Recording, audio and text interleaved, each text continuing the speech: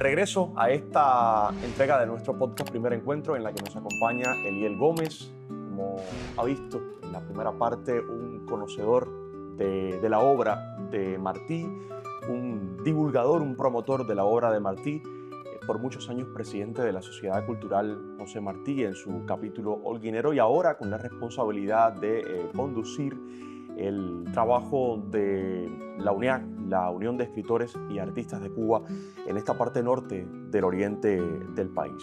Un ciudadano del oriente del país, nacido en Jiguaní, Granma, que por muchos años vivió, estudió y trabajó en Santiago de Cuba, y para suerte nuestra, para beneficio de los holguineros y de esta ciudad, habitante también de esta porción de tierra del norte. El Higüey y el Marañón. Norte, exacto, ubicada justo entre el Higüey y el Marañón. Sigue siendo un privilegio, un placer, Eliel, contar con su presencia hoy en nuestro podcast, sentado en esta butaca del Primer Encuentro. Muchas gracias. Es parte, Eliel Gómez, también de un grupo de responsables, jóvenes entonces, responsables de dirigir instituciones culturales, de fundar eventos, de, digamos, liderar proyectos que fueron muy beneficiosos para la cultura y para la conformación de ese entramado cultural con el que todavía hoy contamos, para suerte nuestra, en la provincia y particularmente en la ciudad de Holguín. Recordaba, por ejemplo, que tuvo a su cargo asesorar, o sea, ocupó el puesto de asesor en la Dirección Provincial de Cultura. También tuvo que dirigir en algún momento el Centro Provincial del Libro y la Literatura de Holguín. Es decir, que además de desempeñarse como investigador, como ensayista y como docente, le tocó asumir ese puesto, a veces no tan ansiado por muchos del funcionario, del director, del administrativo, que también tiene una cuota administrativa importante, si lo sabrá en este momento como presidente de la UNEAC.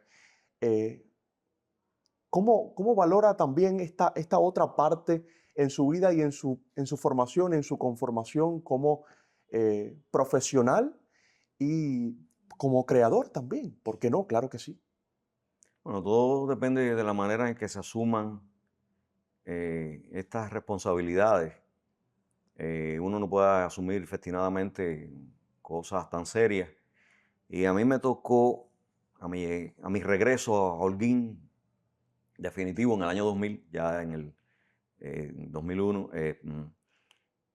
me tocó ser asesor primero en la Dirección Provincial de Cultura de su recién estrenado director, compañero Alexis Triana.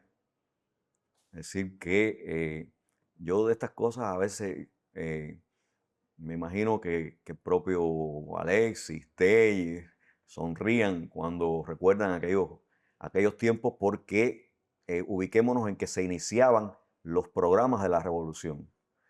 Es decir, programa en número 1, que fue la televisión educativa, con el primer programa Universidad para Todos que se transmitió, que era precisamente de técnicas de narrativa.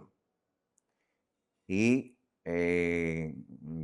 aquello se tomó. ¿Eran aquellos que impartía Eduardo Eras León? Sí, Sí. con un grupo de colaboradores excelentes, y se transmitía por la televisión, se imprimieron folletos, pero ese no fue el único programa. Estaba el de las salas de televisión, el de las de computación, el programa Libertad, en fin, comenzaron a llover aquellos programas. Es decir, que nuestro inicio en la Dirección Provincial de Cultura, yo como asesor de Alexis, por un lado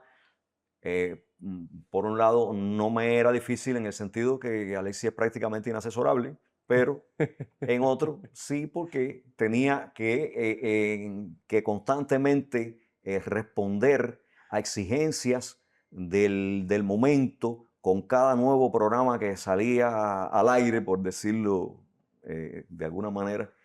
y fueron años de un intenso trabajo, Yo estuve como asesor hasta que se me designó al frente del Departamento de Comunicación Cultural. Ujú. El Centro de Comunicación Y Cultural, La Luz. que cuando aquello no era un centro, era un departamento que tenía un sinnúmero de problemas. Bueno, era un híbrido, hasta informática y programación estaban ahí dentro. Es decir, que tuvimos que organizar de alguna manera todo aquello y con posterioridad comencé a desempeñarme también como secretario ejecutivo de la Sociedad Cultural José Martí a una solicitud que me hizo Arnaldo Saldívar Leiva, que era a la sazón el presidente de la Sociedad Cultural José Martí en la En Holguín. provincia y lo asumí. Y en septiembre del 2005 entré a dirigir el Centro Provincial del Libro y la Literatura. Y no tengo que decirles a ustedes todas las cosas que me vincularon con el mundo editorial, porque el Centro Provincial del Libro y la Literatura es un complejo, porque por un lado está la relación con los escritores, con los intelectuales, pero está la producción de libros, es decir, está la imprenta, está la editorial, que a Ediciones Holguín, como sabemos, siguió Cuadernos Papiro, siguió La Luz, siguió La Mezquita y finalmente Conciencia Ediciones En la Universidad de en Holguín. la universidad. Tal vez Eliel tenía una idea, una imagen de ese proceso editorial antes de asumir esta responsabilidad como director del Centro Provincial del Libro y la Literatura y otra distinta después, cuando conoció verdaderamente la realidad internamente, los procesos tan difíciles que muchos lectores desconocen cuando tienen en sus manos un libro. Entonces, ¿cuál es el camino que tiene que recorrer ese libro? Desde que el autor se sienta a poner sus letras en un papel hasta que las máquinas dan el libro finalmente y luego se comercializa. No, realmente es un trabajo complejo, pero además que tiene muchas aristas porque, porque solo los que han trabajado en una editorial saben todos los esfuerzos que hay que hacer para que salga un libro que uno quiere que salga impecable, Ujú. porque al fin y al cabo un libro es una publicación, es decir, va a ser público, más allá del cuerpo de ideas, Que contenga, las cuestiones de redacción, sí. las cuestiones, entonces, Y es también una obra de arte, es una pieza, una obra es, de arte. hay libros que uno dice, es una joya. Sí, ¿Por qué? Por el por la hechura, acabado, por el ¿no? El acabado. acabado. De hecho, en el proceso de edición, la última etapa es el arte final, es decir, Ujú. antes de pasar a la impresión, el arte final. Y está bien puesto arte porque independientemente de las cuestiones técnicas y científicas, está sin duda la cuestión artística latiendo allí para poder lograr el libro. Y, se tienen necesariamente que anudar muchas muchas alianzas.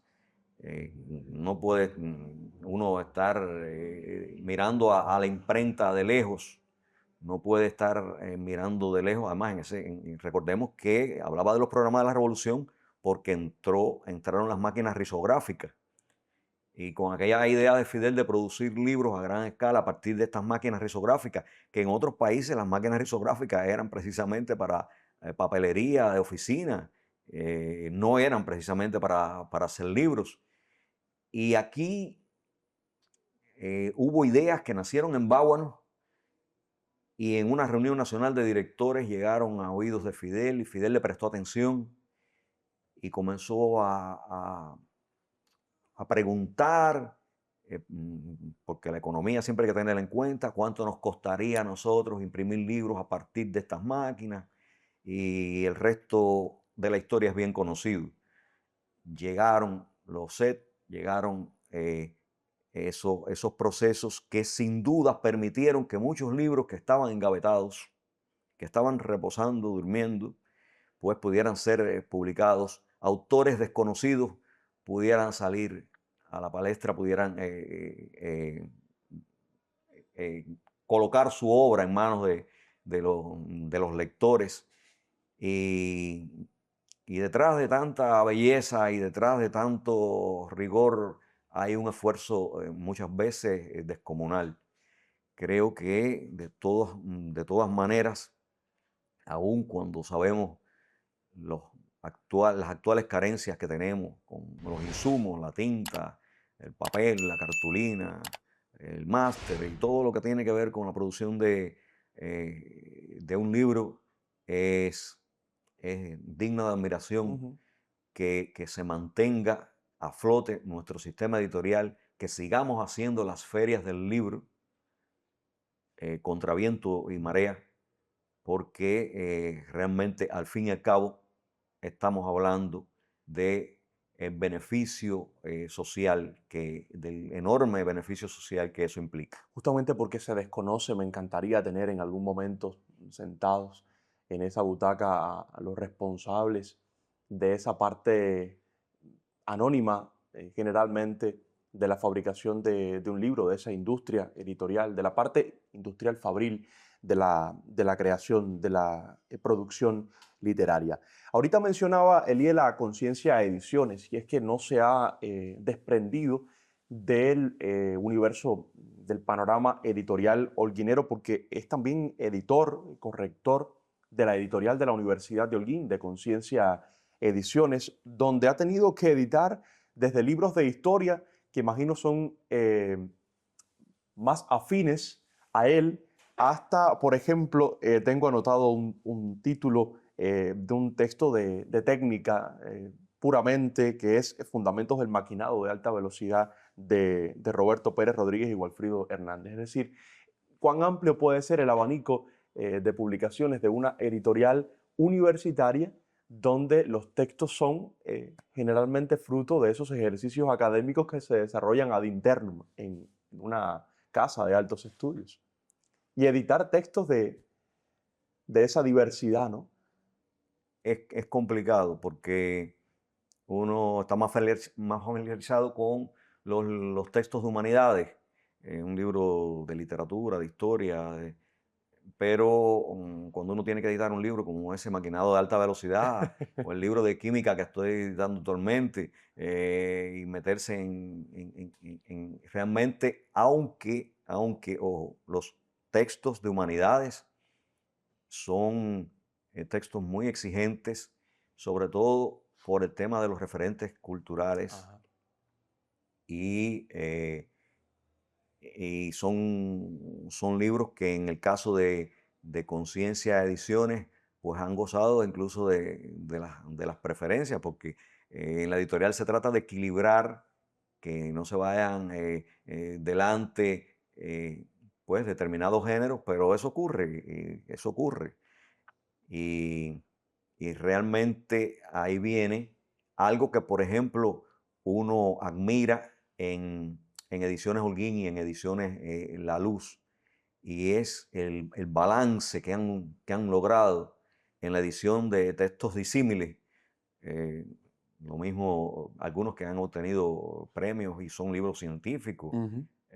y por supuesto la poesía, el ensayo, la narrativa. Y no tengo que decirles que vivimos en un territorio donde realmente abunda la creación, donde tenemos grandes creadores que han obtenido los más importantes premios de este país y premios internacionales. Y eso pues funciona también con una dosis extra de exigencia a la hora de la edición de cada texto. Eliel Gómez es actualmente el presidente de la filial holguinera del Comité Provincial de la Unión de Escritores y Artistas de Cuba. Usted ha dicho en varias oportunidades, en entrevistas a los medios de comunicación, que dirigir la UNEAC en esta provincia no es algo que que estuvo en planes en ningún momento, no es algo que tuviera planificado. Dijo además, jamás pensé en ello, pero transcurridas las votaciones y la asamblea, comprendí el enorme reto que tenía por delante. Es nuestro deber, también son palabras suyas, es nuestro deber levantar el ánimo, recuperar vitalidad y crear las bases que impulsen y garanticen el funcionamiento ordinario, la articulación armónica de las filiales y el desarrollo desde bases estables y duraderas. ¿Cómo asumió Eliel Gómez, con qué expectativas la dirección de la UNIAC? ¿Qué retos cree que enfrenta actualmente la vanguardia artística y literaria holguinera desde esta organización y la propia UNIAC como institución, Eliel? No, realmente, primero, jamás se me hubiera ocurrido que iba a dirigir la UNEAC. Eh, y por supuesto que una vez que un grupo de artistas, de creadores, comenzaron a convencerme de la necesidad de que asumiera esa dirección, pues me vi involucrado en un montón de problemas de toda índole. Los problemas siempre están ahí, es decir, siempre habrá problemas, pero no todos los momentos han sido iguales, y realmente en el momento en que me tocó asumir la dirección de la unidad, era un momento muy desfavorable para la propia unidad y para las condiciones económicas del país, de manera que estamos luchando por lograr, mm, por lo menos que la UNEA logre verse bonita a partir de determinados recursos, que la unidad además, sobre todo, algo más importante todavía que el tema de la pintura y el cemento, que es que nuestros artistas, que nuestros visitantes, que nuestros allegados se sientan bien. La UNEAC tiene, y en eso estamos nosotros muy interesados, tiene que lograr que sus asociaciones de base sientan que desde ellos, que ellos son la semilla de la cual se puede erigir todo el andamiaje que conforma al Comité Provincial de la UNIAC, porque no es algo que desde arriba uno pueda, a través de una ocurrencia determinada, pues lograr avances, sino que aquí el avance, tanto cualitativo como cuantitativo, Ujú. tiene más que ver con la colaboración y con la comprensión de que, como su nombre indica, somos una unión. Y si queremos estar unidos los escritores y los artistas, es para perseverar en aquellas ideas fundacionales que hicieron de la unidad ese cuerpo amistoso entre personas que tuvieron en algún momento de sus vidas el interés de crear y de... Desde diversas y expresiones. exacto. Y entonces ahí está precisamente esa integración entre todas las asociaciones que conforman la unidad. Creo que ese es el que puede dar un resultado realmente fructífero, independientemente de estas cuestiones que, por supuesto, tenemos de Claro. reconstrucción, Materiales, de ¿no? reparación, pero no haríamos nada con un edificio hermoso. El edificio sigue siendo hermoso a pesar de que hay que pintarlo, repararlo y demás. Además, tiene toda una historia. Ujú. Tiene toda una historia, es decir, estamos hablando de un inmueble de un alto valor patrimonial, del cual nos sentimos muy orgullosos. Pero hay que repararlo y hay que hacer que se vea hermoso.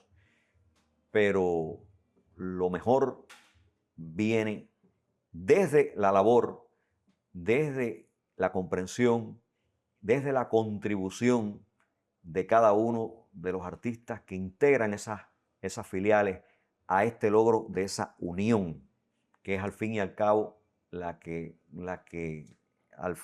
nos dará los mejores resultados, porque cada cual por su lado, haciendo parcelas, realmente sería algo que no nos daría, Un despropósito.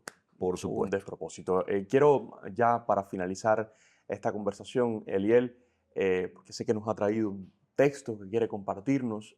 Tal vez ya le va quedando menos tiempo con tantas responsabilidades para escribir poesía, pero revisitar, releer esos textos es también la oportunidad de encontrarse con esa otra faceta de sí mismo.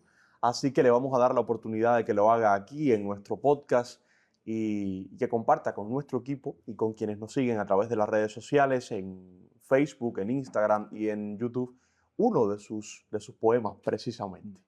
Bueno, por supuesto, ya no puedo ponerme a leer un cuento aquí ni nada de eso, pero al menos 2 o 3 poemas breves Muy bien. Que vengan desde allá, desde los primeros premios. O sea, vienen desde Santiago de Cuba. Mi amor es un montón de helechos colgándose indócil a las paredes del mundo, bebiendo el sueño en menudas gotas de la noche o el día, compartiendo la fe de la crisálida, desconociendo siempre el cautiverio. Ignoto, entre tanto, Ítamo Real y Madreselva. Si su ternura es soplo, lluvia o vela, es que mi madre tuvo tiempo suficiente para bañarme además el talón. Yo pongo asedio al fruto del nogal y lo conquisto, sometiéndole sin prisa, empujándole. Con firmeza imperial hacia los astros, tú navegas entre estrellas, cometas y aerolitos como un lucero más. Pasas entre barcos fantasmas y no sientes miedo del brillo sideral de las constelaciones y no sientes frío suspendida al tibio resplandor de las quimeras.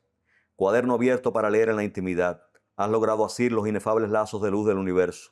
Nosotros no dejamos nuestros nombres grabados con semillas en paredes hirsutas, sino con polvo cósmico en la celeste bóveda muda. Déjame buscar entonces de la poesía rimada. Ajá. Voy a leer este rapidito porque tiene mucho que ver con algunas cuestiones tecnológicas. Es bueno que haya inteligencia artificial, pero es mejor que haya inteligencia natural. Y yo escribía hace años, lo primario es la mujer, eso está claro. Suerte de aire fino escudriñando la golosina en cada poro, hora brisa, hora tempestad, hora imprescindible nuestra esponja. Mis hojas van a la deriva, el abismo en los labios. El resto es pura subordinación. Toda mi fe, mi pez y mi estallido desde entonces, para mi costilla mejor perdida. Acerca de la teoría del cibernetismo. Uh-huh. Creo que es verdad que sí, que se puede lograr que las máquinas igualen al hombre. Ejemplo, toma usted al androide, le muestra una pintura sencillamente buena, la pasa lenta ante sus ojos, no se inmuta. Le dice una poesía, no se turba, le presenta una flor y no flaquea. Entonces es evidente que no ha hecho grandes progresos. Pero si tiembla, si sus ojos se vuelven 2 naranjas, si vibra, se dilata y se derrumba, debe usted reconocer que ese robot se ha vuelto el mismo hombre. Bueno, para algo, como había prometido, que fuera que fuera rimado, sonetada, que tiene tanto que ver con nosotros. Y por supuesto, tomé como exergo Martí en el tronco ha de ser de nuestras repúblicas. Guayacón, algarrobo, mariposa, guitarra, mango, caña, caguairán, tamarindo, caguayo, flamboyán, aguacate, sinsonte, piña, rosa, madreselva, canario, polimita, cundiamor, jubo, Júpiter, mamey, conga, caimito, níspero, jagüey, azucena, tambor, anacahuita, tocororo, caoba, marañón, palmera, sol, zunzún, maní, fustete, guayaba, loma, humor, pití, rezón, carpintero, martillo, asada, fuete, tractor, coco, manigua, roble, ron, fusil, milicia, júcaro, machete. Eliel, gracias. Gracias por estar con nosotros. Gracias por compartirnos además estos textos que están tan íntimamente ligados a las esencias de lo que somos como cubanos, como nación. El poeta, como el profeta, siempre tiene la capacidad de ver antes y de ver mejor que los demás. Gracias por venir a nuestro podcast, a nuestro primer encuentro, que ojalá, no solo decirle a mis invitados, no sea el último.